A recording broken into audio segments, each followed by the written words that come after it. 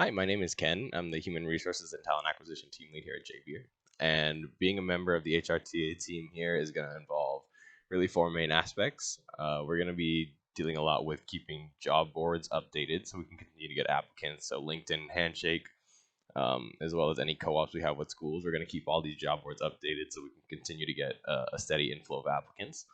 We're going to be dealing with emails, reading and replying to emails, whether it be from other businesses, our schools, applicants, or just our own interns. We'll be reading and replying to those emails, taking care of things that need to get taken care of.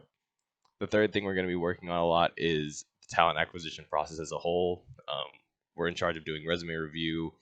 With those job boards that we posted, we're going to be pulling all of those resumes, making sure everything stays organized, keeping track of all of our applicants, giving out first round interviews, planning second round interviews, and whatnot. Basically, the whole talent acquisition process is going to be part of our job. And then the last thing we're also going to be focused on is interpersonal relationships within our company. So we're going to be making sure team members within JBIER are held accountable for the work they're doing and supposed to be doing. We're going to be dealing with interpersonal relationships and just making sure everything is running smoothly.